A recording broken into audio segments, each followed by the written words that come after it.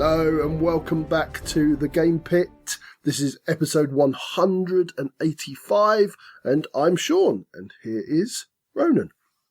Hello Sean, welcome back home again. Indeed, welcome everyone. As I was discussing just a few days ago, hopefully the voice has improved slightly, we're going to do a treasure hunt, Sean, for Spiel 2022. We are. It's been a little while, hasn't it? It used to be one of the staples of our year, doing our treasure hunts and upsetting everybody. But yeah, I'm looking forward to it. Okay, how many provisos do you have to put in here? Because you don't want to bore everyone who knows what we're doing, but then we're still going to get shouted at by people. So we have not played any of the 20 games we're about to discuss. What we do before Spiel every year is we just have a look at games, and as customers, as normal people, we say, do we think there's something that we would like to invest our money in, and we call those treasures, or do we think that if you put your money in there, it's going to go a bit awry, and we call those traps. And to clarify, it's just us guessing from watching videos, reading rule books, from the little that we know about board gaming. So please don't get too upset or too happy if you get a treasure or a trap. It's just a guess. That's out of the way. Sean, kick us off. Okay, so the first game I'm going to talk about is Almanac Crystal Peaks. Now, this is a sequel to a game that just completely missed me by. I didn't even know it existed, which was Almanac Dragon Road. That's my first question gone. So yeah, I had no idea about it until now. And it's all about trading and travelling and adventuring through a fantasy land. It's essentially a simple worker placement / choose your own adventure game where each map has different rules and you do slightly different things, and you're going to play through 6 rounds, and there are loads of different scenarios to give it some variety. Ronan, that's all I want to say so far about Almanac. What's your first thoughts? It's got arms, isn't it? He's a bit he's a bit hit and miss for you, isn't he? Bit up, bit down, bit round the side. He's got arms. What's it? What's the first 3 words come to mind when I say Scott arms? You asking me? Well, unless someone else is recording. What you got hidden in your pocket? The first 2 words are tiny and epic. That's what I was going to make a tiny epic joke. I'm just going to scratch all my notes out. You get to go first. You steal all my jokes. Go away. I like the thought of the different maps and the way that they do different things, and it slightly changes it up. I like a narrative in a game. My thoughts on this one is it might be too light for me as a gamer. I think it is very light, very touching. Sorry, just touching what now? Touching? Who are we touching? Just dipping its toes into the worker placement genre or mechanisms. There's a lot of you're almost going meta and theoretical with this discussion. It's like you don't want to say what you want to say. Right, I looked at it and I thought it would suit possibly you and James, although he's grown up a bit, but Thomas on his way through. It's a lovely gimmick, the fact that the book opens up. It's going to attract people with that. It doesn't have to have massively in-depth gameplay to suit the market that it's aimed at, which is why I gave Almanac Crystal Peaks a treasure for the intended market. I'm not going to get it, but I can see what they're trying to do and I like it. I also gave it a treasure, Ronan, and I am going to get it for, you stole my notes. It is a game that I think I can play now with James and in a couple of years with Thomas. So I've very much got that in mind, and I probably will be picking it up. The next game we're looking at is Revive. 1 to 4 players, about 120 minutes, from Aporta, publishers who've brought out the magnificent Santa Maria Automania, and a team of designers, Anna Vermlund, Eilish Svensson, Helga Meissner and Christian Amundsen Usby. And between them, they have designed those 3 games of Mangrovia and Rebel Knox and Escape Curse of the Temple. So they've got a background. It is a sort of a modern clockworky Euro with a campaign system over 5 games in which you're all running a tribe trying to sort of revive civilization again. And over the course of the 5 games, you unlock new tribes and cards and stuff. I don't think the campaign aspect is the strongest part of it. In terms of playing, you're either going to hibernate to reset your card slots and your reasonable energy that you use to run machines that you power up to get powers, or you're going to take actions by playing cards for one of 2 effects. There's board play, in which you go out and explore a board and flip tiles that will score you points, get you more cards. You can populate the board to unlock your unique tribe powers. And by presence on the board, building buildings claims resources. You're going to manage these 6 different resources in order to get these cards and run your engines and all the rest of it. You can be scoring some in-game points, which will give you bonuses and make you more powerful as you go. And there'll be some end-game points for technologies from board play and artifacts you collect via various actions. Sean, Revive, a modern Euro, put in pretty much everything you can think of on top of there. Campaign play, board play, card play, resource management. Firstly, I want to know your thoughts on the look of the game, because you're my look expert. You're the best looking man here. Yeah, well, obviously. I don't like it. I think the board looks really busy and cluttered. I don't particularly like the artwork on the cards either. For a sort of standout on the table, it's a massive miss for me. So it didn't strike home at all. I don't want you to mince your words now. If it's a massive miss, I want you to really. I genuinely think it looks ugly. I mean, it really doesn't. It doesn't lend itself to me at all. I've held back a little bit there because I'm not too impressed with the photos and stuff. But also I've got a tiny hint. You know, sometimes that you look at games before Essen and you think, oh my God, it looks awful. And you see it on the board and you go, actually, it doesn't look too bad. And it all makes sense with the rules. So I'm hoping, I'm hanging on to that line of hope because I wasn't too impressed with the photos. They've gone for a blend of theme with very intricate Euro mechanisms. Doesn't often come off, but amazing when it does work. It's one of those things you need to find. You need to get that balance. You need to get that tipping point just exactly right with all the different mechanisms this is thrown into things. So one of the main things that I picked up from this is that I like the thought of getting access to more and more powers. So as you discover things and as you unlock things on your own personal player boards, you get more and more powers that you can use. But then I started thinking, when we're up to like 12, 15 different powers, is that going to be too much? Is that going to really I don't know what powers to use because I can't remember them all and then everyone having to go around their board looking for the powers that they wanted, remembering where they were. So that was my main concern with this game. I think they do reset when you hibernate. I think you build up like a mini engine each time and then hibernate again. But it's how tricky that clockwork mechanism is all between, and also part of the aspect of that is the replayability. They've gone for replayability with the various tribes they're unlocking.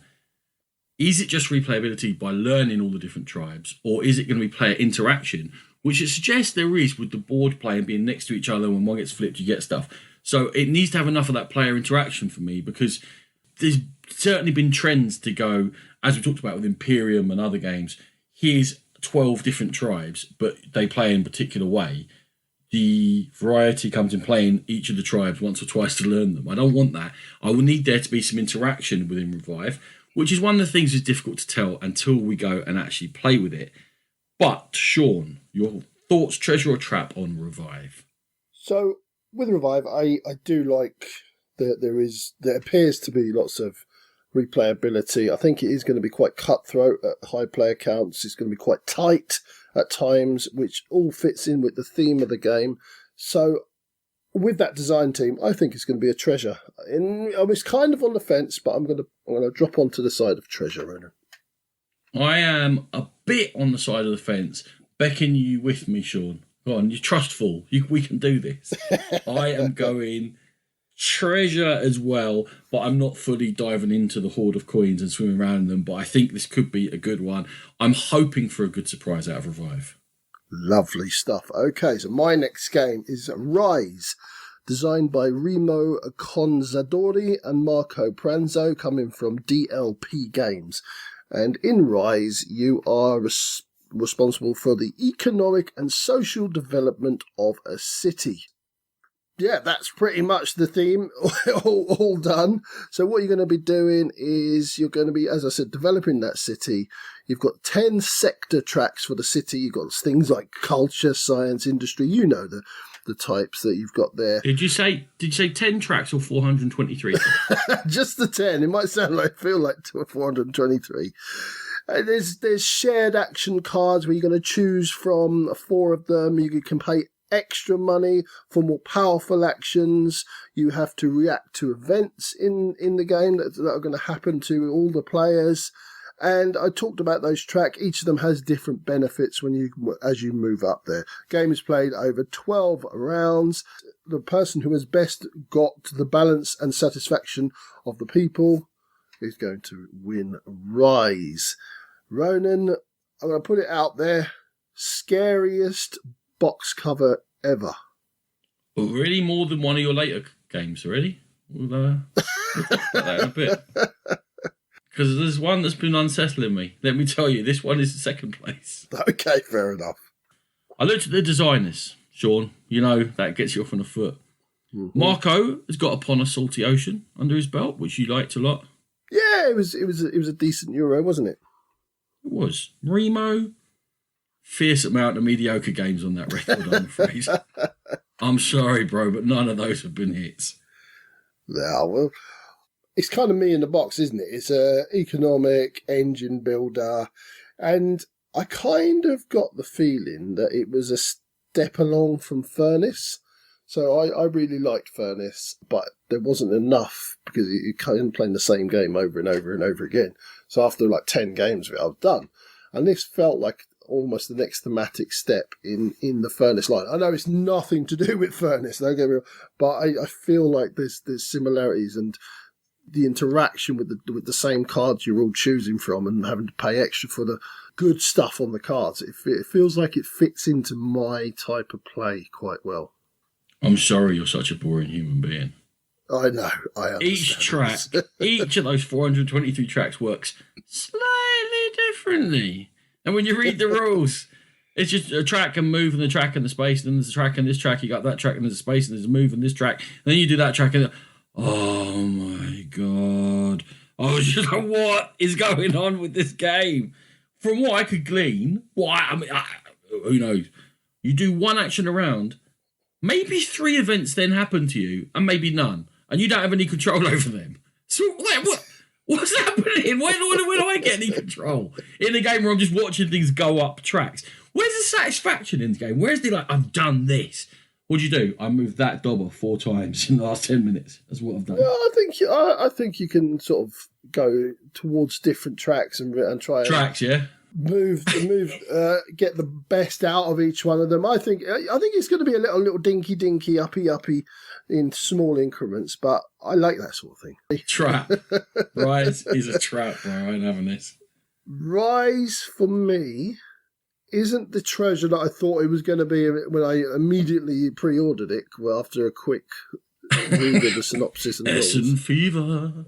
Essen Fever, absolutely. But I'm still quite hopeful, so I've pre-ordered it now, so it's a treasure. No, mate, that is literally the definition of a trap.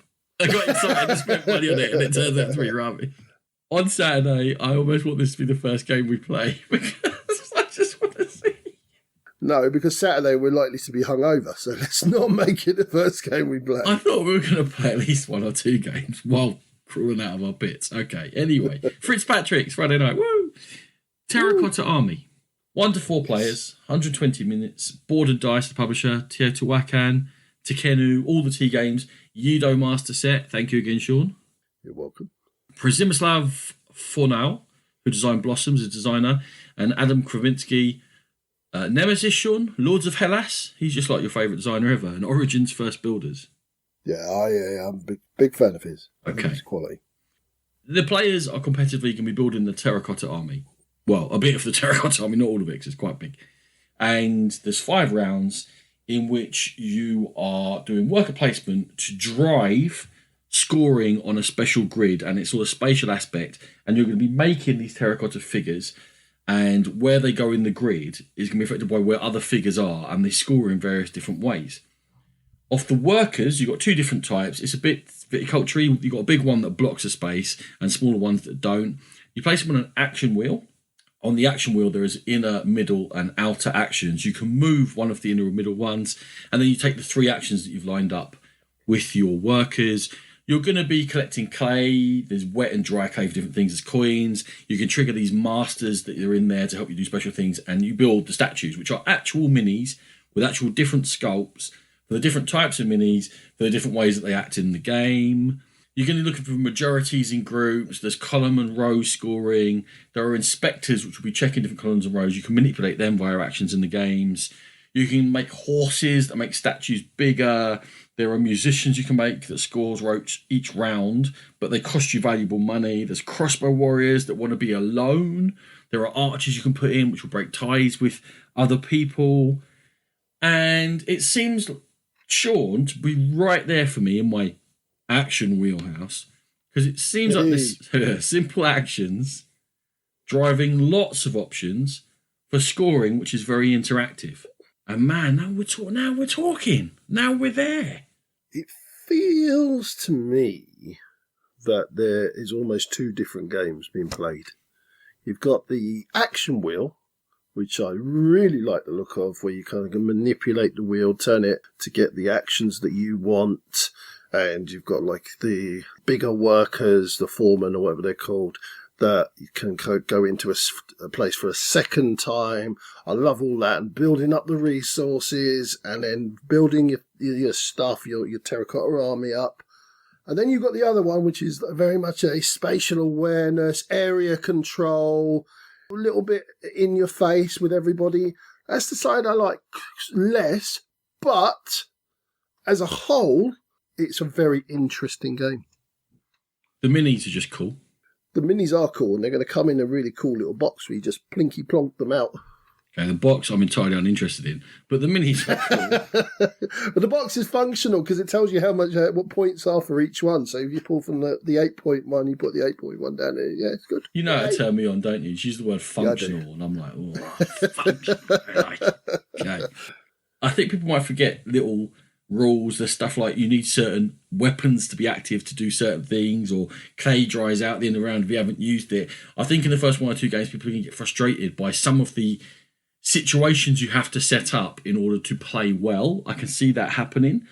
I will say the rule book was very clear and structured, so the rules are there. I think it's remembering them all while you're focusing on this scoring, but you have to run this engine underneath it all, like a duck on a lake, as we always say. I think that's going to be tricky for people. But overall, Sean, treasure or trap for Terracotta Army? Kind of love and hate the clay drying out mechanism, because it means I won't be able to stack things up like I like to do and just hoard things. Yeah, I love it. And then have like my big goes. But it makes so much sense. Yeah, clay's going to dry out, and you're going to need water to rehydrate it and to get it going again. So yeah, really, really cool, but really frustrating at the same time.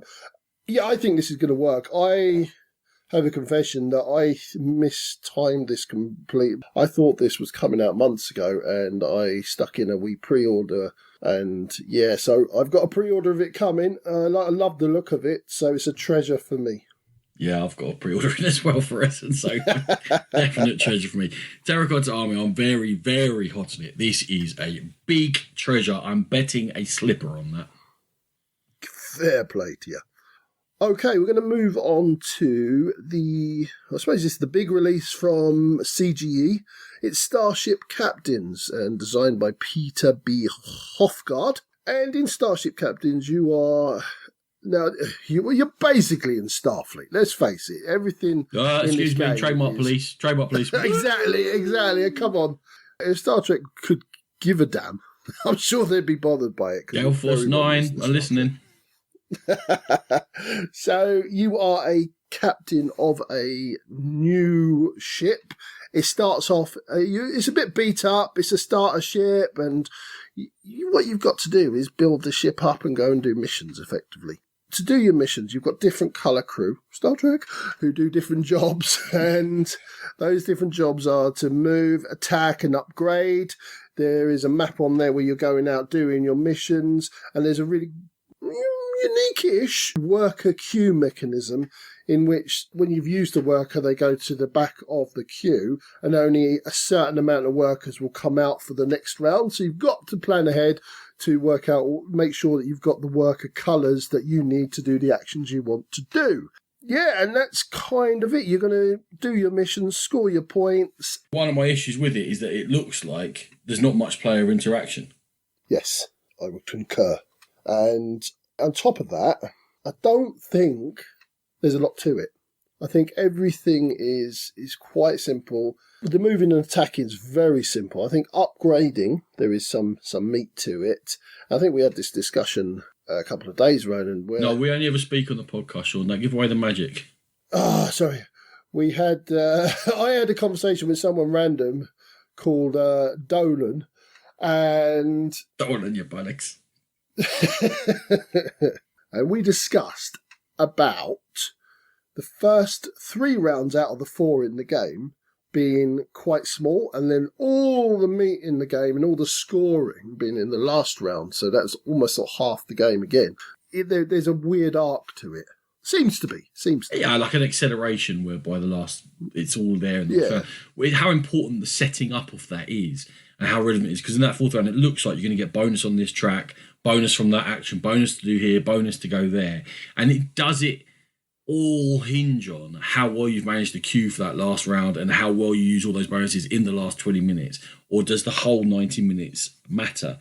They're going to get attention because the rulebook has literally just come out, just now, and it's funny and it's got funny artwork and there's jokes in it, and there's also lots of sort of sci-fi in-jokes within the artwork of the game, and that's charming and people are going to like it. It's an enjoyable rulebook to read, so people are going to be buzzing about Starship Captains at Essen. There's no doubt about it.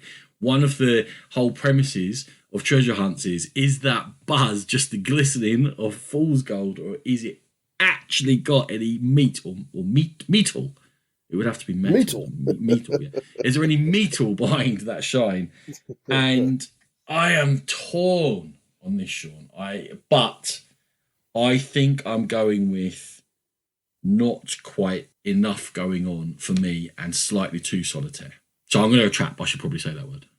Yeah, I was waiting for you to say it. If you'd have asked me 2 months ago, this was right at the top of my Essen wish list. Right at the top. I was mad for it. I saw it at the UKGE, had good reports coming out of Gen Con, and yeah, it sounded like it was going to be a deep, thinky, Star Trek-y type simulation. I can tell you now, it's not that. It's much lighter. So I've kind of readdressed the way I'm sort of thinking about it. And it's going back to the Almanac, Crystal Peaks. It's something I'm now thinking about playing with Jane as a family game.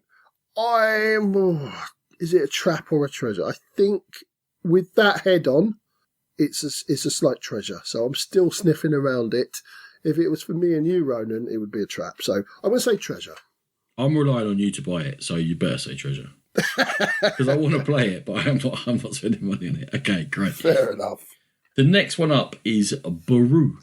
It's 1 to 4 players, 75 minutes, from Crafty Games in collaboration with Ketchup Games. And Crafty Games have done Mistborn House War, Dollars to Donuts, and their main man is Alex Flagg, and he's done a lot of role-playing games, including Mistborn role-playing games, all the Brandon Sanderson books.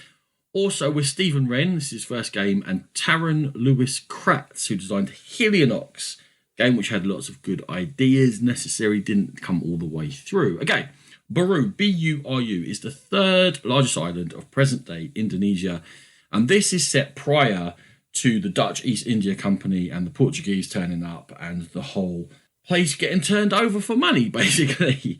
And in this setting, I don't really know who we are. But we're looking to collect resources to pay tribute to the 3 island spirits, or to collect elder cards, which will give us endgame scoring for set collection of various things in the game. There are 4 areas on the board, and each turn, each player is going to put out 5 workers. 4 are going to go out on the board, and 1 is going to be retained. Now, each of these workers have got a number between 1 to 5 on there. The one you retain tells you what your income for this round is fish, and fish is the basic currency of the game.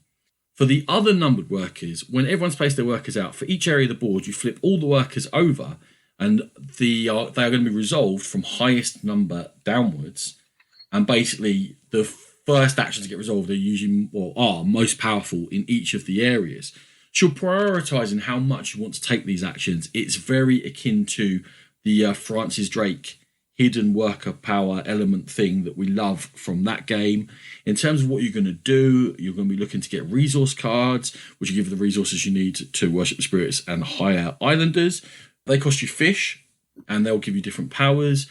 You're going to be able to activate your islanders using their powers to give you various things, and then you're going to be able to pay in these resources, like I said, to the spirits, direct points or elders, to get end game scoring. Baruch seems to be a relatively light, but not necessarily without deep decisions game, Sean, with tight resources, which is something that would draw me to a Euro of this length. Any initial thoughts? Initial thoughts is I completely skimmed past this on my initial filter of the Essen list because the box just looks like it might have been like an Azul clone or something like that. I didn't get a feel for like the box cover really told me anything about the game. When I did look at it, because you thrust it in front of my face, there's definitely something to it. It looks beautiful, but one of the things I did feel was that the core game, as it is presented in the box, it does feel very, very light to me. It doesn't feel like there'd be too many plays in that. Now, I know there's ways to change that up that we'll probably go into, but just the base game looks very light. I don't think we'll go into it too deep, so I don't think there's a lot to dive into. It's the whole key is how much you like that worker placement mechanism and whether that's going to drive a 75-minute game for you. If it's not, yes, there are 2 expansions available, which add depth to the game to some degree without adding too much length. The problem I have with it is that, yes, the box doesn't look that great. The artwork is actually, I don't mind. I think they really did a bad job with the box cover, put it that way, because the artwork within the game is much better than that. And the box doesn't tell you anything about what the game is. And you're right, it does look like an abstract with some shiny pieces, and you have no idea what's going on. But it's €55 just for the base game. And I don't think there's enough in there to justify that sort of a price tag. And as you have commented to me, it feels like the full game is the game with the 2 expansions in, and you're getting up towards €100 for what is a light to midweight 75-minute game. So there's an issue here with value, which you have to consider. I love the central mechanism, the core of the game. It's whether it's going to be worth it for me. Sean, is it worth it for you? I'll scrub out my notes, Ronan, because €100 for what I think is the complete game as well is too much. So it's a trap for me as it is. It's a funny trap because it should look nice to be a trap, but it doesn't. But you start thinking about it and you start going, and then you see the price and you go, oh. So it's a trap, treasure, trap. Right, on to a sequel of a game that myself and Ronan both definitely enjoyed. It's a sequel to Savannah Park. It's Caldera Park from Michael Kiesling and Wolfgang Kramer, and coming from Deep Print Games. This one is set in North America, and you're running your own wildlife park. It's got that similar bingo mechanism where you're going to call out a type of animal or a number, and you're going to place it somewhere on your board, and then everyone must follow by placing that same type of animal. Differences here is that the terrain's slightly different, but the main thing what we could see was there's random weather formations that appear, and they're going to make it very tricky indeed to keep placing those animals, aren't they, Ronan?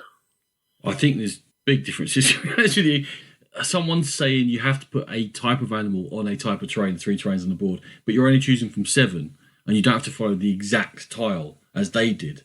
So it's less straitjacketed than the first one. But as you're right, the weather tokens getting placed in a fixed order, and you can't see what the weather tokens do. Now, the different types of weather affect different types of animals. So if you've been forced to or chosen to put certain animals at risk adjacent to weather, and there's a lot of these weather tokens, they replace the fire, and suddenly you get unlucky and you pull the wrong one, that can affect your planning very much. And that is an element of chaos that I'm not sure I needed in a game like Caldera Park, Sean. Because you always love to say that analysis paralysis is not the game's fault, it's the player's fault. And generally, maybe, in this case, I'm going to throw it back to you and say, no, this game is set up for you to go, I don't know where to put this because I don't know what's coming out later. I disagree, because I think you don't know what's coming out later, so therefore overthinking it is pointless. So you've got to go with your gut instinct. Have you ever met me? Have you ever overthink it? No? So it is your fault. So that's what we're saying, yeah? Okay, hoisted. Yeah, it's still got the same thing where you've got to put your animals around water so that they can drink, and otherwise they die. But yeah, with the random weather coming out, it's that can throw you through a proper loop, and I'm wondering if that's too much chaos. Yeah. Do you want Savannah Park to be even trickier? I do. I don't. I'm out. There you go. That was nice and quick, wasn't it? Fair enough. Block and Key. 1 to 4 players, 30 minutes, from Inside Up, who have published Summit and Gorus Maximus. The designer is David Van Drunen. Previous game is Gnomes at Midnight. This was kickstarted a couple of years ago for about $80,000. 2,000 backers. It's delivering now about a year late from the promise, about Kickstarter standard. And it's got lovely, chunky Kickstarter bits. What are those bits? They are 3D Tetris pieces, 3D polyominoes, or whatever you want to call them. And it's a competitive block layer in which you're going to get cards that show you colour patterns which you are attempting to achieve from your own perspective by drafting these chunky blocks and putting them. And it only matters what you can see from your perspective. However, you will be affecting, to some degree, the perspective of the other people at 90 degrees to you. There's a 3D board in which you're putting them up at eye level, and wherever people are sitting, they should be able to only see, like I say, from their own perspective. Sean, Block and Key. The whole key to it is I think it looks nice. I think the production's great. I think it's got a great concept to it. Before I go into what I think the key is, have you got any initial comments?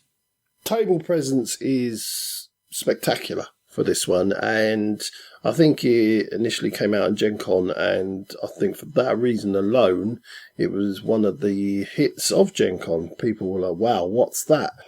I have thoughts, Ronan. I have thoughts. Share them, Sean. I'm here. I've recently been on a job interview where one of the tasks to show sort of teamwork and information relay and information receipt was that we had to build Lego. And we had to do so with one person with their back turned with an exact same set of Lego. One person builds the Lego, the other one has to replicate it through instructions from the team. And in this case, you weren't allowed to use colours or numbers. Now, I just want to check, are we doing one of our treasure hunts, or are we into one of our therapy sessions? A little bit of both. Okay, a little bit of both.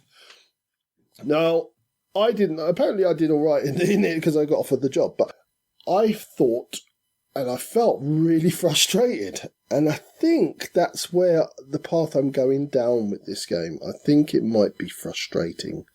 Well, that was a long route that we got there, but congratulations on getting offered the job. Well, thank you. You are the key to Britain's railways. I think that you're wrong in that I don't think there's hardly any interaction in this. And because you're looking from different perspectives, you don't know what pattern the other person's trying to achieve, as far as I can tell. So you don't know what they can see. So any blocking is going to be incidental. And even then, when they want a pattern, if there's something in between, it doesn't matter if it's a blank area of their patterns. You can't even sort of stick one in there just to annoy them. So I can't see there's any interaction in this. So I'm going to let you tell me whether you think it's treasure or trap, but I think you can hear where I'm going. But I almost, to go completely opposite to my other point, when there is incidental interaction, that's almost more frustrating. Yes! I almost want someone to go, ha ha, completely screwed you over, rather than, oops, sorry, didn't mean to do that. No, that's even worse. Plus, I think it'd be really fiddly and it'd be knocking pieces over left, right and centre. And if you knock some pieces over, how do you get them back to where they were? And this game just has stress all over the box, so it's a trap, massive trap, probably the biggest one on this episode for me. I'm going to say the quintessential trap, Sean, because it looks lovely. I'm sure it will be fun for 1, 2 games. Maybe we can stretch that to 3, and then you're just doing the same solitaire puzzle again and again and again. And I cannot see this having any legs. As tempted as I am by the lovely pieces, I think Block and Key is as trappy as a trap can trap. One trap. So, moving on to one I know Ronan is massively excited about. This is Cat in the Box from Moneyuki Yokuchi, Bezier Games and Hobby Japan, both releasing this. It is a trick-taking game with really similar games to your normal trick-takers, red being the trump card, etc. The only difference is, and the main difference is, you choose the colour. The cards are all completely neutral, and you decide what the colour is. So if you say, right, this is a blue 6, then it's a blue 6. If players don't follow the colour, then they're out. They can't use that colour again. And if you get to the point where you can't play a card, you form a paradox, which means that you're going to lose points. And you're trying to get your markers onto a shared board in groups. I was hoping that Ronan would explain this to me a bit more, because I don't really get trick takers at the best of times. But I've been told by Matthew Jude, who was on our show very recently, that it's a fantastic game. He's played it and getting great reviews, but I don't really understand it. Are you okay? Are you interested in this game? So the idea is that the number is fixed on each card.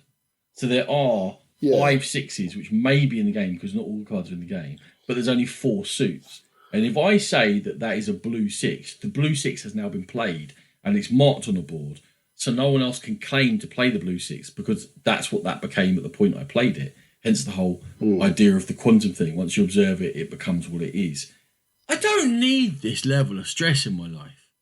I don't need to be working out and guessing and going, if I do that. And like you said, if you've led yellow or claim to have led yellow, which means you have led yellow, you make your own truth, that's lovely. And then I say I'm not following that, then I can't play yellows for the rest of the round. And I think the idea is that you can see I can't play yellows for the rest of the round. So then you start stitching me up, forcing me to play cards into and say, I know I haven't got a green because I haven't got the right number to play it. Now, if you could work out what other players had, even if you could see their hand, I think it would be maybe better, although horribly like trying to work out your brain going crazy, because you could go, he's stuck with 2 7s. I can stitch him up with them by doing this and doing that and do the other, but maybe that wouldn't work as a game. But in the terms of, you don't know what numbers I've got in my hand. So while you might be setting traps to say, like, right, that's all the 4s used up. If you're stuck with a 4 now, that's it. You'll have to create a paradox or whatever. But it just feels like there's too much guessing in there to me. And there's going to be too much incidental. And other people are going to be much, much, much better at it than I am. And I'm getting stressed already. There's so many good trick takers that don't have this level of just gobshitery on top of it that I see nothing in Cat in the Box for me. But I am going to play it because I need to find out why everyone's getting so excited about it. Is it just because it's something crazy and different and funny and random stuff happens and you're all laughing? Or has it got the actual kernel of a very good trick taker in which you're following the pattern, you're making decisions, and you are actually setting traps for people, not random holes they may wander into? So for me, Cat in the Box is a trap. There you go. I'll just put it out there. For me, it's a trap. I still may buy it because I want to gauge Nat's sort of excitement levels for it, because she does love a trick taker and she tends to fall in very similar patterns as Matthew. So if he's excited and thinks it's a good game, there's a good chance that she will too. So I'll probably end up buying this, Ronan, but for me it's a trap. So that's a weird one, isn't it? No, I've seen how discerning you are on your purchases. I have €3 left. What can I get? Normally a €15 dice. Indeed, right. 1998 ISS, Sean, a name to inspire you. Indeed. 1 to 4 players, 90 minutes from Looping Games. They are the masters of putting out a game that says a year and it has a theme to it. This is their 7th one in the line. Started in 2013, I think. Might be 2011. With 1911, Amundsen versus Scott. Now, before we get into the actual game itself, Sean, I wanted to have a little discussion with you because this is the 7th one of these games. So there's a pattern of the previous 6. Amundsen versus Scott is the highest ranked of these games. And it was the first one to come out. It's the highest ranked on BGG. Just because it has the most ratings. It's actually one of the lowest ranked ones. There's a general pattern. It's not exact, but a general pattern that each year these games come out.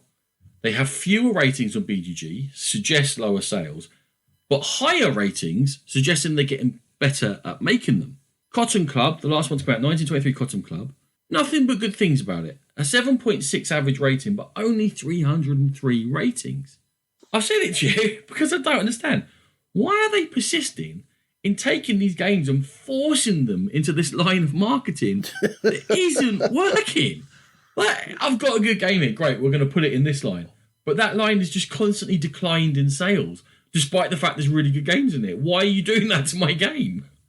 And you had an interesting little tidbit about the rulebook, didn't you? The designer has said, because they all come in these little small boxes. I love the idea, by the way. Don't get me wrong. It's not the idea. It's not the concept. It's not even the execution. But the designer said he had to compromise on the rulebook to get it to fit into that small size of a box with all the components. So you're having to make compromises on these games to put them into a marketing scheme that doesn't work. If they just called this International Space Station and put it in a bigger box, I guarantee you more people would have paid attention to it. Yeah, it doesn't seem like the best business decision, does it? If you are, as you said, if you're making compromises. But let's get on to the game. All right. I'm just blowing my mind. I want to get 1923. It's supposed to be great. I can't get it. Okay. The designers are Gerard Asensi, who designed On the Origin of Species and Lacrimosa, the De Vere game that lots of people are talking about for Spiel, and Ferran Renalias, who designed both the above, plus Insecta and Take a Seat, both of which are also coming out at this Essen. I thought you'd talk about Insecta. To be honest with you, I thought you'd quite like it. It's about the ladies of entomology. Okay. Completely bypassed me. I don't think I even saw it. Have a look. I think you might like it. Good. All right, I'll have a sniff. Good. Hard one to grok from the rulebook, Sean.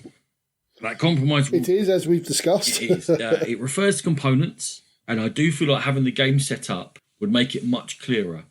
It's a game in which you are attempting to work with the other players on Earth, where there are 4 actions available, in order to prepare shuttles. There are always 2 shuttles available at any time, to launch things up to the International Space Station. They might be modules, which will change the space station. They might be stuff for experiments. It might be astronauts who you can put up there doing experiments and take back, or you can put them in long term up there to score points. You said, I'm going to cut you in here, that when you looked at it, it felt a bit like On Mars, which might be familiar to a few people, with that dual action system. That's the thing that sprung out to me when I was looking at the rule book, is that it feels like you've very much got to set yourself up on Earth to do the meat of your point scoring and your big actions up on the ISSS. ISSS, that was too many S's there. Yes. SSS. And yeah, that's pretty much what On Mars was. You were setting yourself up to go onto Mars itself and then build your buildings and do your bits and pieces. So that was the thing that leapt out at me. But I'll put one to you, Ronan. 8 actions in what feels like it's aiming to be a deep and thin Euro. Is there going to be enough there?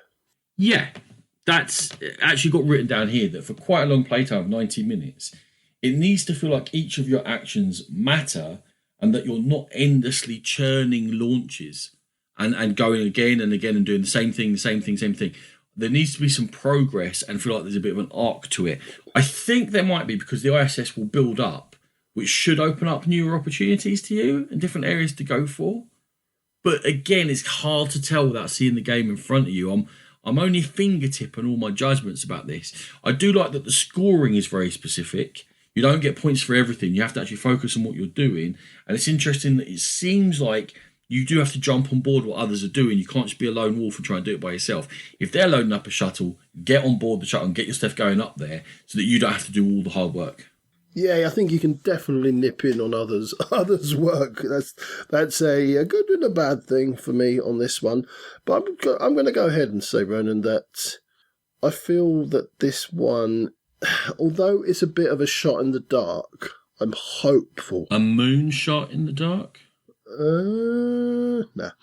And I don't know if it's because I want it to be good, because I like the premise, or I think that I've seen little snippets in there that might be quite promising, but I'm going to say it's a tentative treasure, and I'm almost positive I'm going to try and... It's not a big price point, as you already said. I'm going to pick this up and give it a proper go. Well, all right. I was going to pick it up, but if you're buying it, then I won't. Well, there you go. I'll save that money. Yeah, I'm going exactly the same as you. Tentative treasure, poorly served by putting in this line, but I think that there's enough there that I definitely want to give it a go. So 1998 ISS treasure from both of us. Sean, you're taking us into the forbidden realms of only a demo game, but you didn't realise.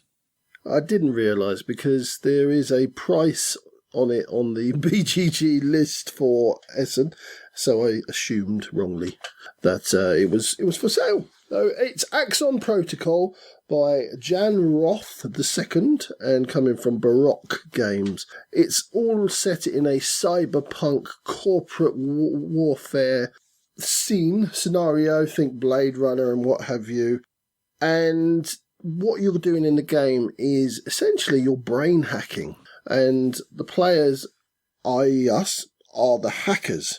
Now, there are lots of little people walking around this city, and they're doing their normal business. So the butcher's off does his butchering, and the baker's doing his baking. Wow, you chose like the most boring characters there. I know, I really did. Is giving a concert. The gangster is going to be trying to make a crime. The detective is doing his investigating. Butcher and baker. It's not a Uwe Rosenberg game. Hey, it could have been a serial killer I was talking about. That's true. Carry on. There you go. And you, as your players, you can hack into them and get them to do other things for you. So one of the examples they had in the rulebook or the synopsis that I read was you can make use of the rock star to set a bomb. Not that you want to, but that was the one thing, like use the rock star to become the terrorist and what have you. So that was what sort of drew me into this game. That sounds really interesting. There are 40 unique characters moving around this city, and your ultimate goal is earning money for your corporation. So, I don't think you're the best people, so you might have a bit of a step to take in terms of who you are in this game and whether you want to do that or not. But there seems to be plenty to do with the different personalities, and I think all in all, it's just very interesting to me, Ronan. Yeah, and there's other ways to manipulate those characters besides just hacking, because it's also, there's different resources, but they're not the sort of resource you might imagine. There's like scandal. So if you generate scandal through a journalist, you can try and attach it to someone to bring their name down to affect what they can do. Or there's drugs, which you can actually get someone, again, dark thing, you can give someone drugs which will make them do certain things, but also become more likely either to get arrested or to become an addict, which will make them less effective for the rest of the game. There's augments you can put on characters to make them more capable, but again, that comes at a risk as well.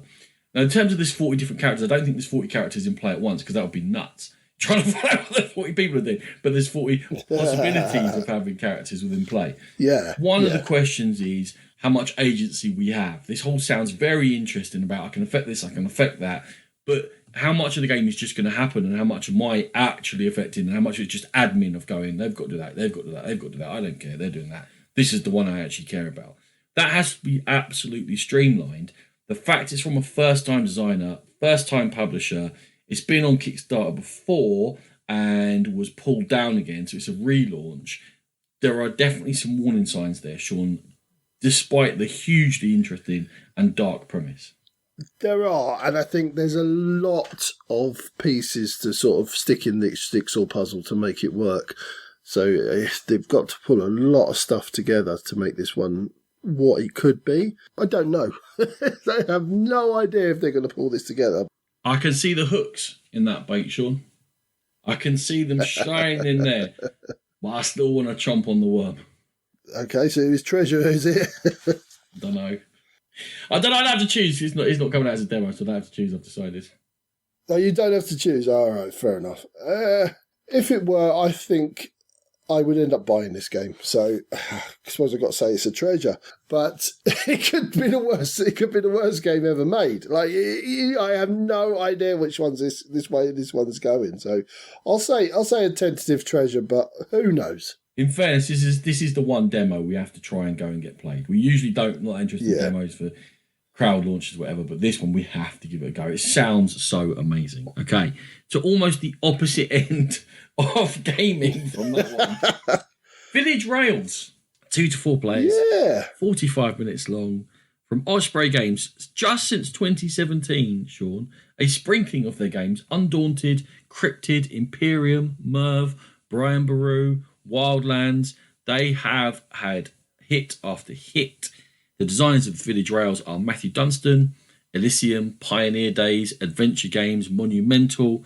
His oft-time design partners Brett Gilbert, Mandala, Divinare, Great Plains, some of the above. In Village Rails, each of the players has got a grid with the start of 7 rail lines around it. At the 7 places, it's a 3x4 grid. You are going to be drafting 12 cards with rail lines on there in routes, looking to connect the 7 rail lines with the 7 exits on the opposite side of the grid. They can come out wherever they want to. And you're also looking to generate money as you do this by playing cards down to purchase goal cards. Because in a Sprawlopolis style, each card has got routes with terrain and different features on one side, and then a scoring condition on the other side. And as you get the scoring conditions, you might look to focus on them and score bonus points. But also you might look at all the features which are on the lines, which interact with the goals, but also score points by themselves, like having lots of signals on one line is a very good thing, but some lines want to be very short, and so on and so forth. It's drafting, it's spatial awareness, it's very reminiscent of a bigger Sprawlopolis. It's Village Rails, Mr. Sean Rice. Osprey Games don't know what to do with this game, whether they want it to succeed or if they want it to plummet. I'm pretty sure they want it to succeed. I'm pretty sure. What do they? I don't know. Why have they put that cover on it? Why would they put that cover on it? That game, it looks like it's 30 years old. Like, I'm feeling it. It's just not going to stand out of the crowd at all. No, it drew me in. Did it now? Yeah. That's because you're odd. That game will just disappear in the throngs. But they're sending it out to all the reviewers. I've seen playthroughs and all sorts. So they're obviously getting something behind it. But I just can't understand the bland beige cover. It looks like a Mayfair cover from the 90s. No, it's 80s. the byline, which I can't remember. Carry on talking, because I'm going to look it up. Okay. It has nothing at all, literally nothing to do with the gameplay. But go on, keep going. Talk, Phil. So, gameplay-wise, it looks like a really cool little filler. There's loads of ways to score off the cards. These cards are quite clever in that they're dual-sided, so you can fit more into the box, and there's more variety that way. There's loads of different ways to score with your Terminus tickets as well. And I think for a Ronan mentioned Sprawlopolis type game, it's really interesting, and it won't outstay its welcome. A game of locomotives and local motives. Nothing to do with the game. Nothing, but it got me. I'm like, yeah. Are you local? Like an old Ealing comedy where like they're making sure that their last train runs on their line to save the branch line or something. Nothing to do with the game, but it worked. It's fine. Okay. Initially, in this one, you might get goals that come out that suit what you've done already, which can be frustrating for people. The other thing I say is it looks very solitaire. Why would I need to play it with more than 1 or 2 people? 4 people is not going to make me any happy. It's just going to churn those cards more, I think. Yeah, I think the only thing you're going to be doing is moving along the selection. So you've got that a small world-esque selection where you have to put a pound on the card to advance past it to get what you want. I think that'll move quicker, but yeah, I think you're right. It is a solitaire-looking game. But I really like the look of it. Now that I've finally discovered it, I think it's definitely a very good 2-player filler game that I think both myself and Nat will enjoy. So yeah, I'm sniffing Ronan. It's a treasure. It's definitely a treasure because it releases in the UK just before Essen, and I've pre-ordered it. Treasure, 100%. Love it. I mean... Woot. Okay, moving on to Woodcraft is the latest game from Delicious Games and Vladimir Sushi. He's joined this time by Ross Arnold. In Woodcraft, we are forest people running competing workshops in the woods, and we're going to be gathering woods and crafting goods for customers. At the heart of this, it's another action wheel, and in this action wheel, you're going to be taking your actions and then moving them along to the next quadrant, and the way that changes is the bonuses are going to change depending on what quadrant you're in, and it'll make the actions more enticing as you go along. Also in the game, you have individual workshop improvements, which are going to individualise your player abilities. And you also have a variety of employee cards, which are going to change up or break the rules. On top of that, the wood that you are collecting is represented by dice. And so the amount of wood is obviously the number on the dice, and you can split that up or even glue it back together and manipulate that in different ways. It's effectively an economic efficiency puzzle. Ronan, Woodcraft. Did you see the thread on the rules about woodland elves? I didn't see the thread on the rules about woodland elves. Comedy gold, my friend. Comedy gold. You need to go on BGG, and I think the title is just Woodland Elves, ? And there's a geezer absolutely going into pieces, taking on all comers, saying there are rules about woodland elves, and they haven't followed these in Woodcraft. As far as I can tell, it's not satire. I mean, really, he's really going into one. No, there are rules about woodland elves, and this is not good enough. And the second question is, did you see any of the initial artwork they did before they changed it up? No, I just looked at the current artwork. The original artwork, they were like marionettes. They could have all had like black oval eyes, and they were very obviously made of wood, and they were chopping up and making things out of wood. Well, they were clearly wooden people. Wood cannibals. Thankfully, they listened, although actually they might have made it more interesting and less twee, because there's a lot of twee going on here, Sean. Collect your blueberries, collect your hazelnuts. Oh, we're back in the wood. La-di-da-di-da. That whole theme, it just gets me on edge. I'm like, yeah. But, in terms of the product itself, the art is high quality. They've brought it all the way through. The theme is all the way through it. And when we talk about value, there's a hell of a lot in there for €50. So it is a good value physical product before we go any further. Yeah, it certainly seems to be. Mr. Sushi and Delicious Games do tend to pack in the stuff, don't they, with Praga, underwater cities, were not small endeavours. So, yeah, I'm definitely expecting more of the same there. Indeed. The central mechanism, I think, is interesting. Moving around the actions, choosing the action with the bonus. Now, that's quite fine.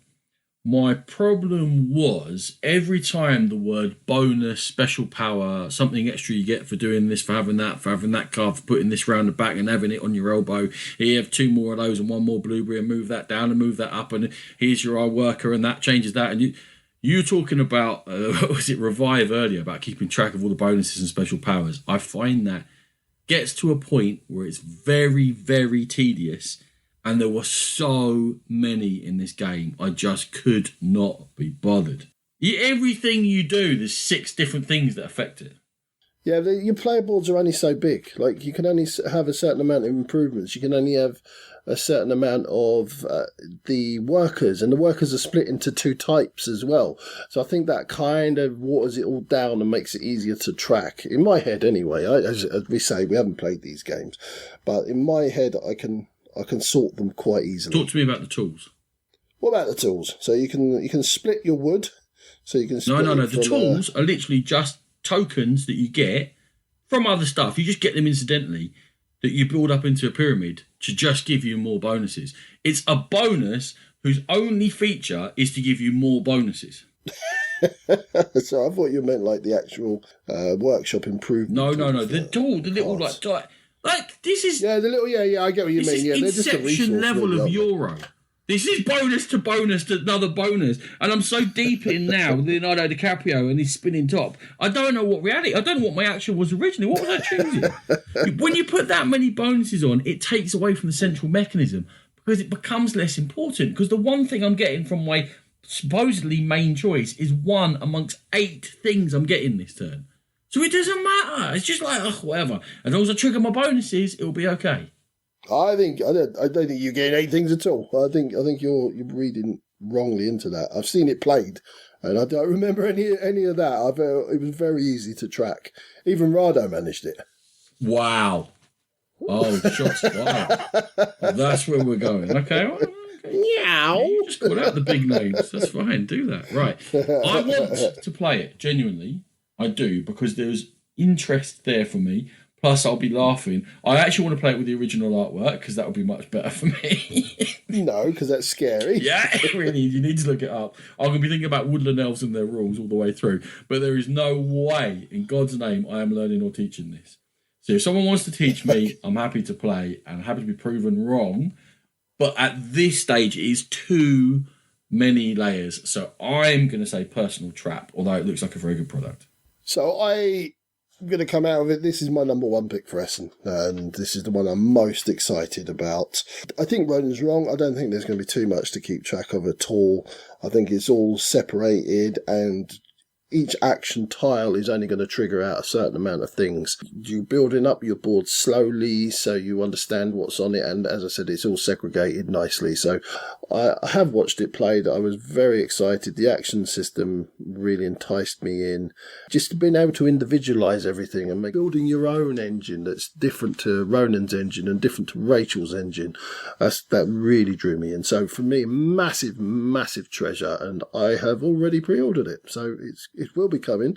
I will attempt to learn it for you, Ronan, although I can't guarantee a wonderful teach. You better get reading that rule book now, because there's plenty on there. I ain't having it. Right. Another railway game, Sean. London Necropolis Railway, or Night Tube as we like to call it. 2 to 4 players, 90 minutes long, from Spielworks, La Graha, Die Macher, Arkwright, Captains of the Took Golf. Many games, and the designer is Daniel Newman, Dead Man's Cabal, and Watch from last year, which I was a fan of. Attracted to this by both the publisher and the designer, because they both like what they've done. Let's put it that way. And creepy Victorian London Railway is very much my energy. Okay. Do you want to talk about any of those lonely nights at Norfolk Station with random people walking through the walls and stuff? In fairness, that was Ruyston Gardens and Perivale, but not at Norfolk. So let's be clear which ones are really weird, and I don't want to spend nights by myself there anymore, thanks. Yeah, who'd have thought strange things happen at night on the tube? Moving onwards. It is a game in which you are going to be running a Necropolis Railway for multiple decade cholera problem that London had. They had an issue with being able to deal with the bodies. So in this game, it's a simplification of what they did, but you are managing a London terminus station by upgrading it and getting staff and stuff. You are managing what happens on the trains as they go across, making sure that you are selling goods to the mourning people. It's very dark theme. And then at the other end, you're also managing the cemetery, in which there are spatial aspects to building and upgrading and putting crypts in and getting coffins of different colours lined up. Very dark theme. If you're having issues with grieving or anything like that at the moment, not one to take on board, honestly. But it's there, and if you can handle it, then here we go. You're doing it by selecting actions. Now, one of the things that, to me, similar to Watch, this feels like it's got a small decision space in which you're all doing very similar things. You're all trying to do the same thing, but in your 4 separate ways of however many players are playing. It's about optimizing the scoring for what's available rather than that sort of strategic width of attempting to do different things to each other, Sean. It is lots and lots of upgrading. I kind of gleaned. I did see a review of someone who'd played this a while back, and the review wasn't great. But that is one of the things they did talk about. There was lots of upgrading of this and upgrading of that, and trying to, as you said, optimise each individual facet of the game. When you say the review wasn't great, was it not very informative, or they didn't like the game, or both? It wasn't very informative. What they did do was, my initial thoughts was a very morbid theme, profiting from death, blah, blah, blah. But they kind of allayed my fears there. They concentrated on that more. I think their last lines were something like, I don't know if this is a good game or a bad game, but what it did do was make me contemplate my own mortality. So that was kind of the gist of it. I read that. I thought that review was fantastic, by the way. Did you? It was well written. Yeah, but you're looking for information about the game. I'd read the rule book and then read the review, so it made sense to me what they were talking about. I did it the other way round, so I was like, what? Oh. I felt like, there was lots of upgrading going on. You're upgrading your abilities to prep the graves, improving your railway, developing your terminus. But the thing that really found interesting, Ronan, is the selection of the action cards or the discs and the combination of both. That got me ticking, thinking, right, okay, sometimes I'm going to want things for the cards. Sometimes I'm going to need the discs of certain colours to do certain actions. And it's very rarely you're going to get a combination of both that work for you. So there is that choice there. And that's where the slight interaction comes. Well, interaction I thought seemed pretty much lacking. So there is a draft. There's always a slight interaction with the draft. You're right. You draft a card which has actions which want certain colour discs to activate them. They come with a random couple of discs. So you have to manage the discs that you bring in. Have you got somewhere to put them amongst all the cards you've drafted? That is the key to it. That is the main mechanism. It does seem interesting. I'm not sure it seems interactive enough. And that will be my main criticism of London Necropolis Railway, is that we're all doing similar things near each other, but how are we really crossing across and, Yeah, I get that. For me in this game, I think it looks awful. I think the artwork, etc., it looks like a Spielworks game. I don't mean to be mean to them, but their games are very functional, very good usually, but look as they are not. So I've recently played Deluvia Project, same sort of thing. But I'm intrigued. I'm very intrigued. I too liked Watch, probably not as much as you did, but I did like it. And I might well pick up a copy of this, Ronan. And it's a treasure, sorry. I am holding onto your hand while the both of us have our other hand on the top of that fence as we swing slightly on the treasure side of this one. So we're going to move on to the obligatory Freedom and Freezer game, and I stayed away from the two-player monstrosity of a box cover with the bird that's staring into your very soul on the front of it. I don't even know what it's called because I was frightened. We are going to concentrate on Findorf, obviously from 2F Spiel and Freedom and Freezer. Now, Findorf is the hometown or home area of Friedemann.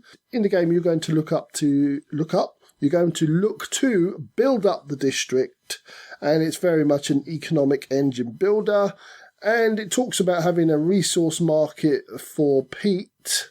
That's going to be really important in the game, and the resource market is taken directly, I believe, from Power Grid. Now, I can't remember that, so Ronan might fill us in a bit later on that. It's just the fact that the more you buy, the more expensive it gets.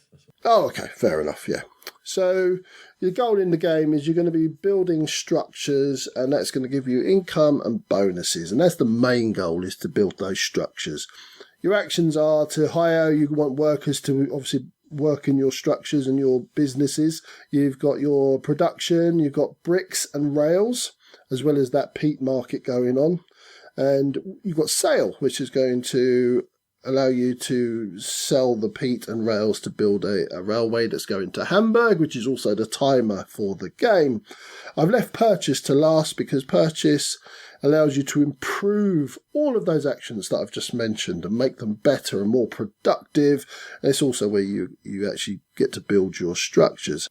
When you're choosing your actions, you have effectively 4 action spaces. It's like a tiny rondel, but all in one straight line.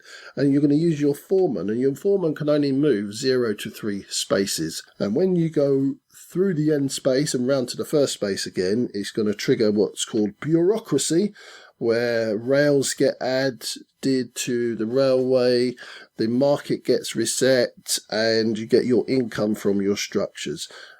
I really struggled. I don't know why, Ronan. I really struggled to get my head around this rule book. I don't know if it's the format, whether I had a bit of rules blindness, but I really struggled. How did you find it? It's not perfect English either. That's a bit nitpicking.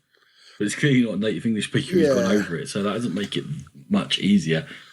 I mean, am I going to lay my cards on the table? Because the game seems really dull and nothing seems to be of much import, and you're completely railroaded through what you have to do, which is very similar to previous FF games recently. So, because you're not really affecting anything, it's hard to see what I affect when I take my turns. Would that be it?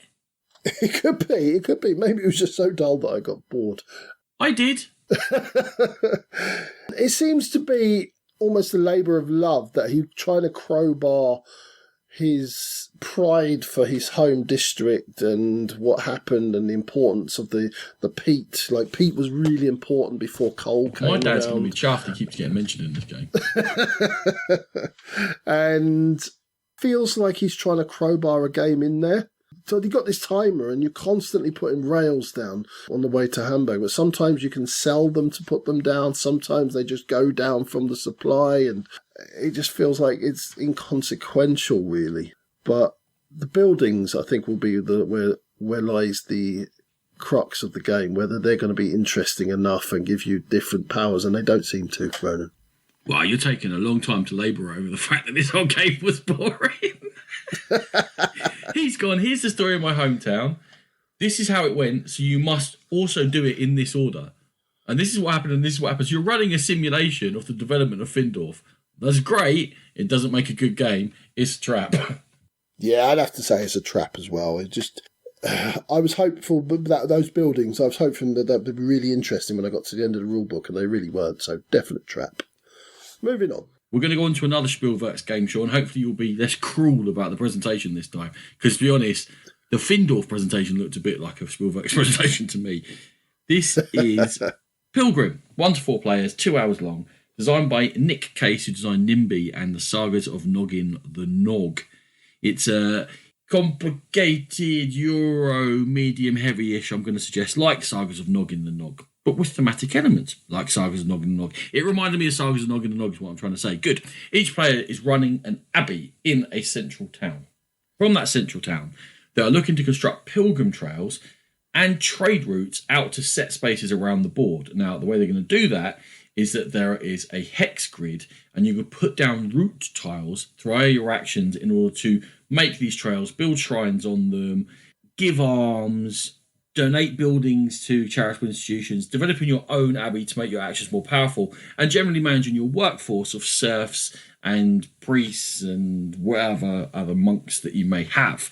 The main mechanism which you're going to do that is a Mancala mechanism, in which you go to one of the 8 action locations around the board, or the central one, and you pick up all your workers and you drop them off one by one. Now, 2 changes from normal Mancala that you'd expect, where you just go clockwise around and then you activate maybe the last space. Firstly, there are 2 rivers, both that bisect the board. They quadrant the board. Let's say quadrant. Good. One of which allows you to go back into the city as you're going around, and one of which allows you to come back out of the city as you go around. So you have to do right angle moves through the city, which means you don't just have to follow slavishly around clockwise. Secondly, once you finish moving your pieces, you can actually activate any action space where you have presence. And it doesn't even have to have been added to on this turn. Now, the thing about presence is very important, because the activation of the space is affected by whether you're in the minority there, you're drawing for presence with the most, or you have the majority in presence there, in which case you're going to get more powerful actions. You're going to be building buildings within your own monastery in order to boost up stuff you do. You can assign workers to those buildings to boost up things you do, so you can personalise what your particular angle is on Pilgrim to score the most points, and the hexes that can build up as roads can be upgraded, and that's where it's been said there's an 18xx style to this. Now, I think that's put a lot of people off because they're expecting cutthroat and route building and undercutting and stocks. There's no stocks in here. The only thing is, with these hex routes, the first one you build has got a road from one exit to another. Someone else can upgrade that tile to make it into 2 entrances and exits, which can further be upgraded to 3 entrances and exits, but you must maintain all the routes that have already been made. You can't break up someone's pilgrim trail. That's it. So don't run away from the 18xx thing. You're looking to constantly train your serfs, assign your workers, get up trade routes, build these shrines, make it all lovely, score lots of points over 23 rounds in which things unlock as the shit goes around the board and says, this is now available, this is now available, this is now available, which gives it a narrative arc as well. Sean, Pilgrim, speak to me. So this was kickstarted a while back, and I had a quick sniff at it, and maybe it was the 18xx description that was added to it that put me off, but for some reason I just didn't fancy it at all. So you made me look at it again, and certainly a lot more interest from my side. I do love that sort of twist on the Mancala. I do really like the ability to upgrade your actions and to add new actions into your tableau. So all things that sing to me, Ronan. The whole thing sings to me. What can I say? It seems that there's interaction. Seems like you're building your own engine, but meanwhile you have to be aware of what everyone else is doing. You're aware of everyone else's turn. You're competing for the best routes. You've got to manage your workforce. Everything about it sings to me, Sean. I'm not going to give away what I think about it in the end, but have you got any further thoughts? No, I tell you, I don't. Nobody will guess. Nobody, Ronan. It's a treasure for me, Ronan. You put this in front of me, and I'm really glad you did, because I had done this a disservice in the past by completely ignoring it and writing it off as a load of rubbish. I think they did this with the 18XX thing, which I don't know whether they thought that would be a selling point for people, but it isn't. So no, it really isn't. It looks fantastic, and it's right up there. Now, we had a bit of bad news from the publishers that it might not make Essen, so we are fingers crossed. Well, I am, because it's a treasure. It's 100% a treasure for me. I'm fingers crossed that this does get there. My number one choice for Essen this year is Pilgrim. I think it's going to end up stuck on the docks of Hamburg while we're in Essen, so we might have to do a raid on the way home, Rice, and get in there and schlep out a little crate of Pilgrim. But yeah, it's touch and go whether it makes it to the show or not. I truly hope it does, for the sake of Spielwerks and Nick Case, neither of which are big names or big business in terms of Spielwerks. Uli is a lovely, lovely man. And that's not the reason why it's my number one choice. My number one choice is because I think the game looks fabulous. Number one treasure, shining scepter of greatness. Maybe. I don't know, I haven't played it. I just hope so. Cool. Right, my last two games are takes on older games or re-implementations, etc. So my first one is going to be Great Western Trail Argentina, obviously by Alexander Pfister and Eggert Spiel, and I'm not going to labour how it works too much because it's very similar to Great Western Trail. So what I'm going to talk about is the differences. In Great Western Trail, your train was the thing that was used to deliver your cattle to the various cities in America. This time, no, the train has a different function, and it's actually boats that are going to be delivering the cattle, and they're going to be delivering to obviously overseas locations. The boats will actually leave when they're full, so there's a timing aspect to get into a boat before it leaves, otherwise you have to start again on a new boat. So that exists. We have a new resource with grain and a new worker, which is the farmer. And you're going to spend this grain to activate actions at ports and to pay for the boat costs when you are sending out your cows. Otherwise, now the train does still exist, I'll say that. It's just going to be a point thing. Otherwise, there is not a lot of change there. There's little changes. It's like, I'm going to say, Great Western Trail 1.5. Any thoughts, Ronan? Great Western Trail, let's go back to that. I enjoyed my first couple of games of it. It had diminishing returns because I felt like I was doing the same thing again and again and again within game and from game to game. The most interesting aspects that Argentina offer to me are the shortcuts, so that you're not forced to make your way all the way down the trail.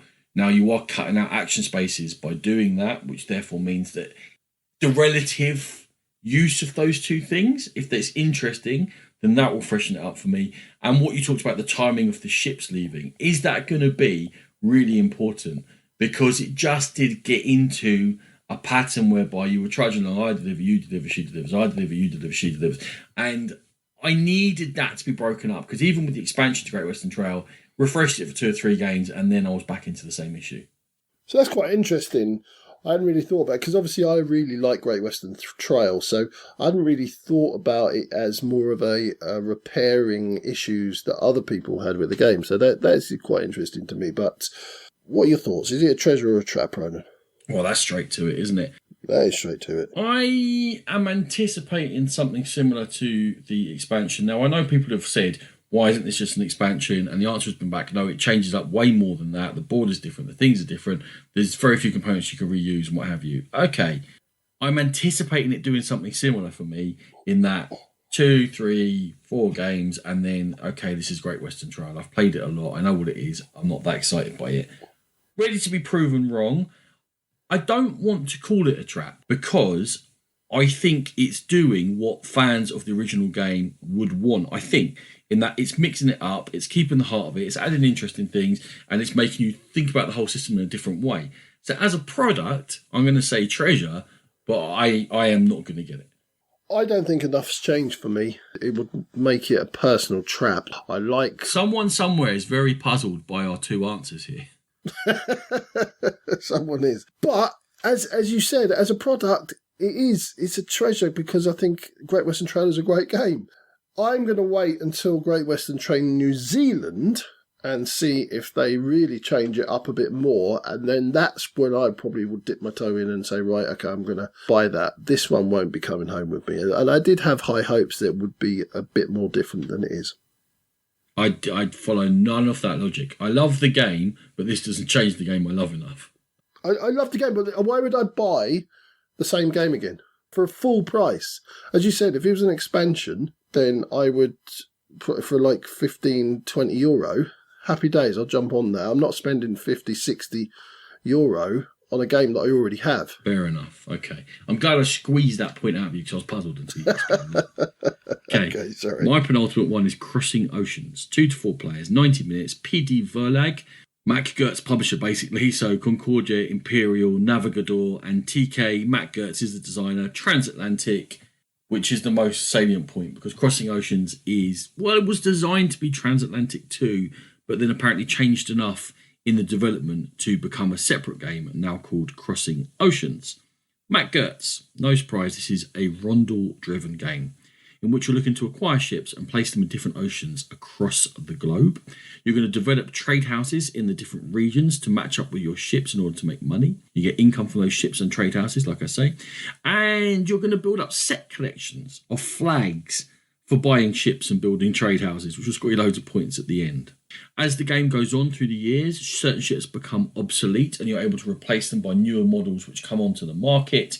And you're looking to manage also your coal economy, which you're going to use to fire up your ships in order to make deliveries and make money. Sean, I'm grasping at something thematic there because, to be honest, this one left me a little bit cold. I played Transatlantic. I did not enjoy the constant churn of ships and the lack of permanency within the game.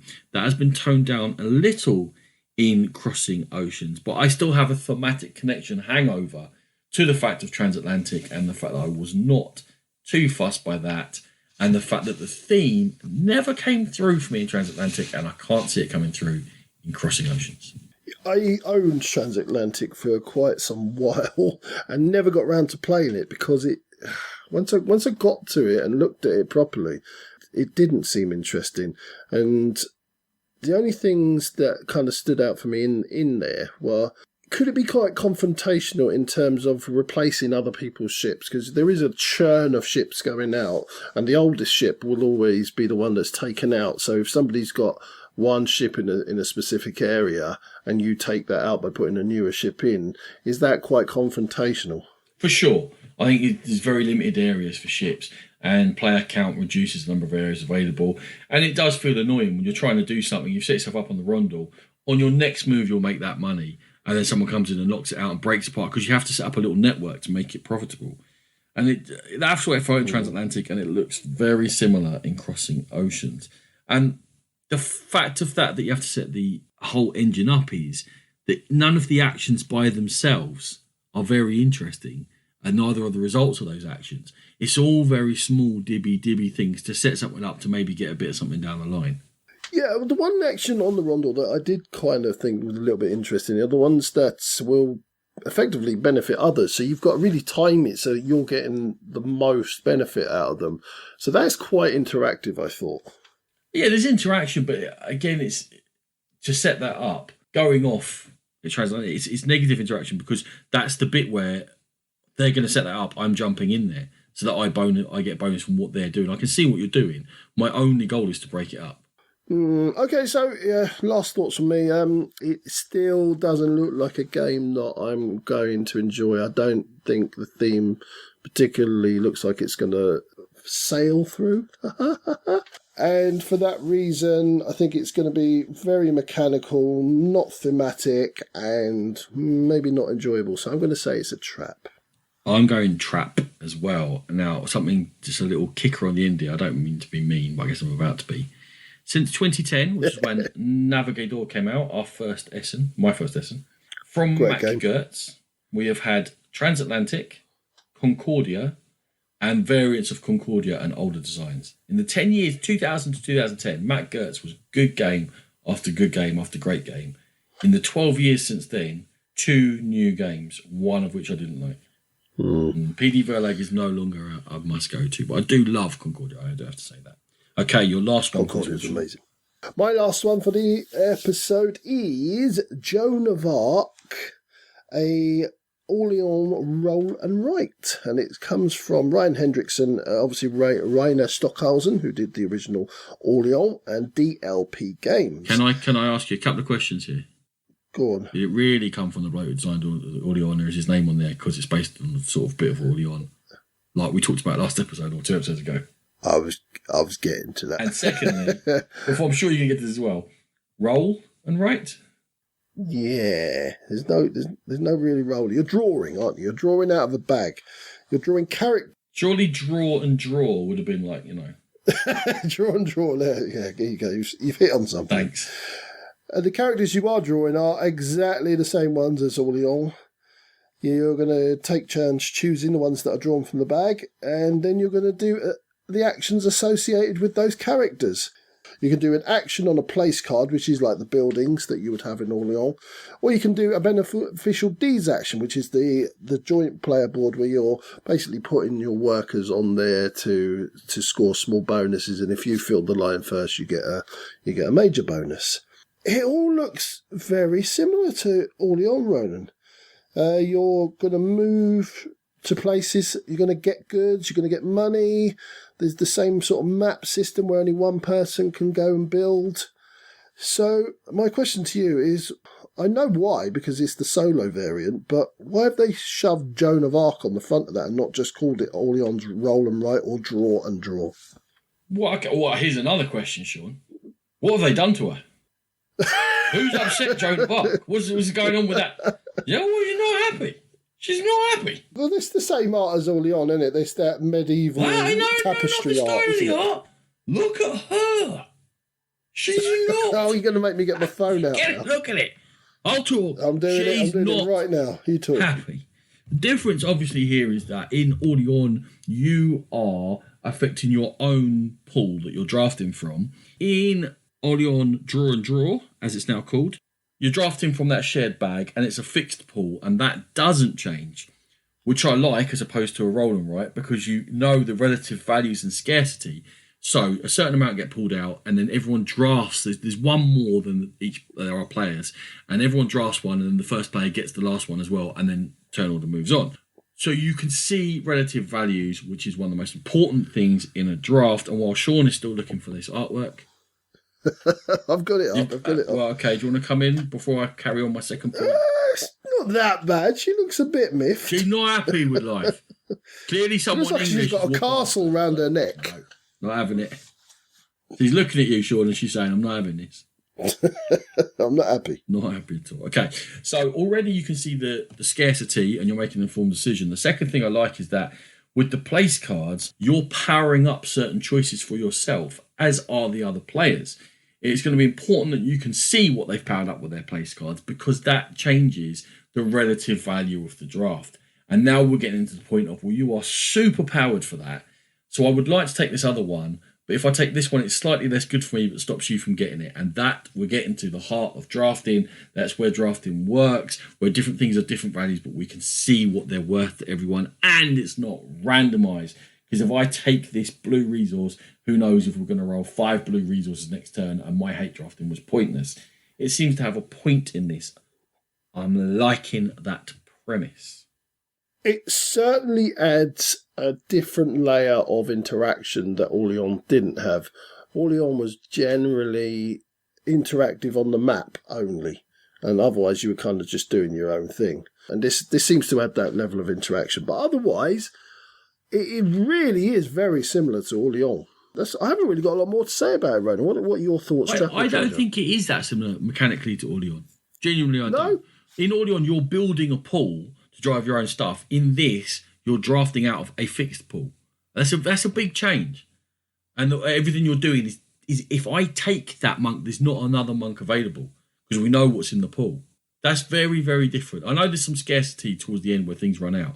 But while they've brought through the theme and what you're marking down and how you score points, I'm not convinced that scoring points is the most exciting thing off it. But I disagree with your premise. I would have ignored this due to the terrifying artwork on the cover. The fact it's called the fact it's called a roll and write, even though it's not a roll and write. What idiocy is that? Where have we got to in the world where this is allowed to happen? Hang on, Ronan. I'm looking at the picture of the box, and it actually says Orleans draw and write. Okay. Shall I take back all of that rant? I think you might have to. Even though they've got a missed opportunity of calling it a draw and draw. Is it called roll and write on BGG? Is that where we've got it from? I think that must have been on the first draft of it or something. But it's definitely called draw and write now. Maybe while we've been talking about it, the world has shifted on its axis and gone, do you know what? They're right.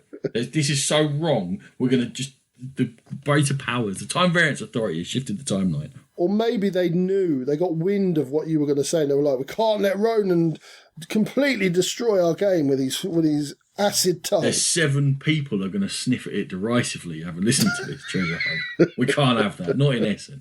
Nah. Okay. I would have totally ignored it, Sean. I would have no interest. You have piqued my interest. I presume you're buying it, and I'm very happy to play your copy. If you fancy this sort of thing, treasure, luckily I don't have to buy it because you're going to. You are correct. I've already pre-ordered. I've already paid for it. It's Orleans. So I accept what you're saying, and you may well be right. I didn't glean that from the rule book that it would be different. I still think it's going to be very similar to Orleans, with that slight little bit of interaction at the beginning of the round. But regardless of which, it's a portable version of Orleans that may even be better than Orleans. So I'm happy to have it, and I'll definitely be buying it. So it's a treasure for me, and we shall be playing it. Marvellous. Last game for this. Now, we might have more previews coming, or we might not. It depends how I feel over the weekend. Still not feeling great. So this could be the last treasure hunt you get. We're going to call it part 1. It might be. Who knows? There's no worry about that. Vengeance. Roll and fight, Sean. Oh, I like it. Yeah, you're in. Yeah, I like it. 1 to 4 players, although up to 8 players if you get 2 sets. 30 minutes long. Publisher is Mighty Boards, who have published Petrichor, Days of Ire, Excavation Earth, and Vengeance.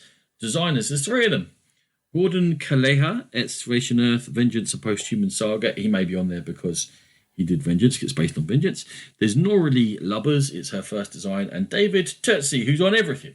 He's on everything, so clearly he's on this. Anachrony, Days of Ire, Imperium, so on and so on and so forth. This was kickstarted, 1,500 backers, $90,000. It's delivering about 8 months late. That's pretty good for Kickstarter. Now, what do? There is a shared pool of dice. You grab dice from the pool, 4 of them. You roll them. When you get symbols that match your board, where you have certain abilities to kick, punch, shoot, use your katana, put a pair of goggles on, kick someone in the bum, whatever it might be, you assign those dice to that ability, and then you grab more dice from the pool in real time, and you carry on rolling until you assign dice to all of the activities that you wish to do in the next part of the round. Everyone is doing this simultaneously, and there is a restricted pool of dice, and once that pool of dice runs out, we're going to finish this particular phase and pretend that we're all John Wick. You then go on to another thing where you go onto a map and you use the abilities that you've unlocked to kill criminals and collect loot and try and get to the boss. And through the rounds of the game, you have to defeat the boss and score points by killing and getting loot in order to be the bestest John Wickis in the whole wide world. I played Vengeance. I did a little video for Vengeance. But my issue with Vengeance was it was too long for the amount of decisions and the gameplay therein. It was a lot of faffing around to just do a little bit of right now I'm actually doing the fighting. They've clearly looked to mix that up and do the fighting element in a shorter time frame. Before we get to the bit you're going to go mental about, Sean, do you have any thoughts initially on Vengeance, the bigger game that this is based on? I never actually played it, so I don't really know much about it. Well, the premise of like a revenge John Wick sort of a game. It always sounded interesting to me. It does sound like it could be an interesting game if handled properly. Okay. I can only hold him back for so long, so I'm going to lead in with... Let me lead you in now. Let's talk about that last. Well, then it doesn't sort of... Okay. Right. It's a puzzle. It's a puzzle whereby you're looking at your map, you see what your map is, it doesn't change, you have a sheet to fill out, and you're like, these are the things I can do in order to do that puzzle. I'm just trying to get the right things to do it. You can develop new skills during the game, but not a lot changes. But thankfully, it's a quick game, but you know what you've got to do at the beginning. There's not a lot of change. Yeah. The unexpected. Yeah. So really, that's the key to a John Wick film. We know he's going to fight people. Unexpected things have to happen, otherwise it's... So, as you said, a bit of a puzzle. You've got lots of different maps, a bit of a variety. You've got choices on the maps. Whether do you go immediately take out the boss? Do you clear out the rooms? And there are variety with the bosses as well. They want different things and they thrive off different things and they've got different weaknesses. There's room prizes. So some rooms will say like, if you clear out this room and all the surrounding rooms, you get a certain amount of points. Or if you take all the thugs out in that room, you get a point, etc. So there is a little bit of variety going on, and all that is fine. Now, shall we approach the elephant in the room? No, I'm going to skirt around it for a second. Go for it. That map play is very solitaire. You're doing your puzzle, I'm doing my different puzzle, Rachel's doing her puzzle, Natalie's doing her puzzle. It seems strange to me that this is split in two, with the map split up, with a complete doubling up of certain components, so that you can play up to 8 players. Who wants to play a solitaire roll with 8 players? Who wants to play it with more than 2 players? When I saw that, I assumed that there was one massive board and you were racing to get to different things before each other. That would have made more sense. And whoever... Yeah, that was my assumption, and this was quite surprising when I saw it was all individual player boards, I must admit. Yes, right. So, where the interaction comes from is the speed element at the beginning of each of the 4 rounds, in which you're grabbing dice from the middle of the table and rolling them, and whoever does that quickest is clearly going to have an advantage because it is a limited pool, and you're denying the ability of other players to activate their abilities. Sean, tell me you love the whole idea. Get out. Get out. Stay outside and peer in. Not having it. Hate that mechanism. Hate it. I was hoping for more eloquence, but I feel like the rage has taken over. I feel like you've gone zombie mode and just like, ah. So if I'm there, can't roll the dice I want. Oh no, look, Ronan and Rachel and Natalie have taken all the rest of the dice, so I'm left with 4. Oh, sucks to be me. Hate it. I've written here, might need to mitigate the grabbing rules a little with some players. Some special players like me. But I couldn't think of a way in which otherwise you're just rolling to get the things that you want forever. Yeah. I see why it's there. It's definitely, and you need some sort of timing mechanism in there, and it's a different way of doing it instead of just having a clock. So I believe the solo game, you just have 45 seconds or something to roll what you can and grab what you can, and then it runs out. It's a different way of doing it, I suppose. It's just something I don't like, and I'm never going to like. So it's not for me. In all honesty, I like it in a co-op because it doesn't cause conflict. And I like the fact that it causes that sort of stress. So we're talking about Fuse, Flatline, Project Elite. I like it in that.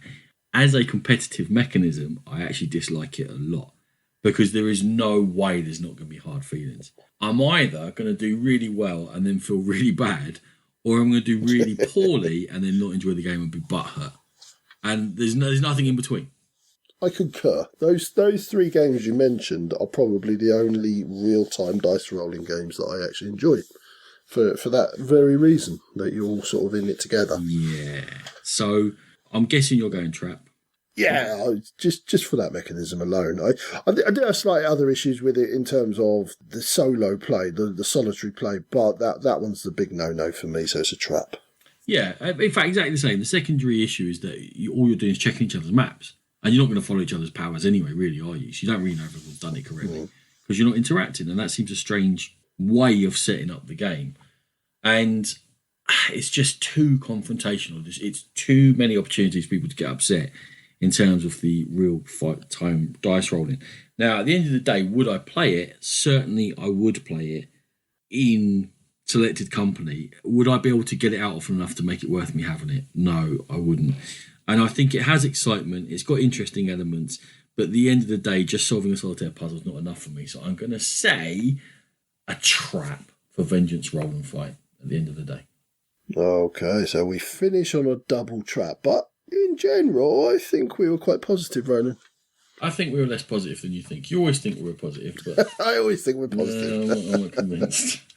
Okay, well, hopefully that's given you some ideas for Spiel games, whether you're going, whether you're sitting at home, whether you're doing pre-orders.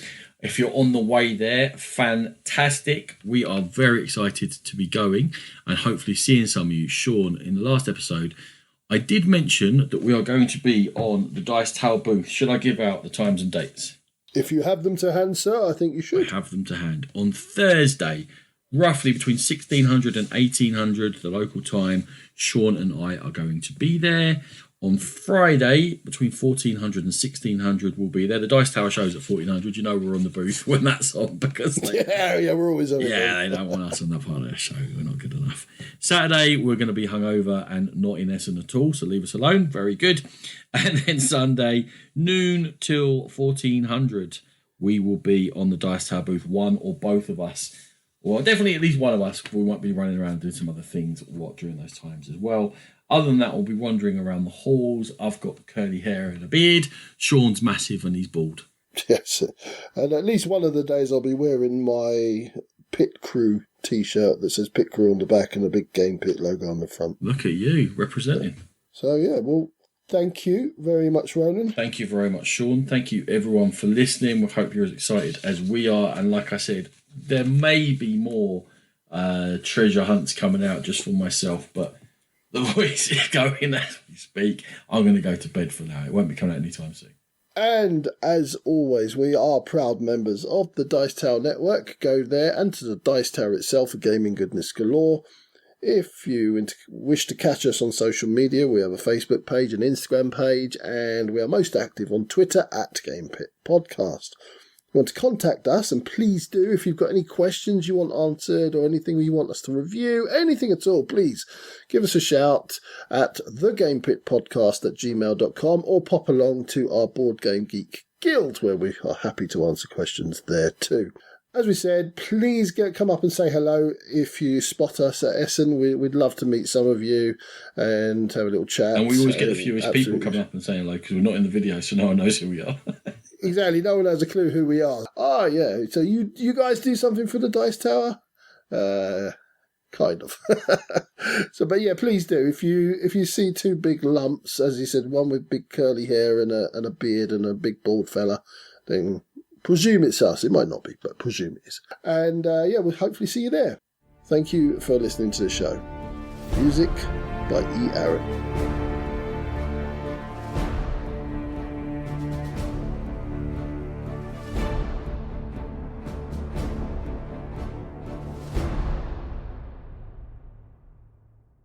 Essen boy, boy, boy, boy, boy, boy.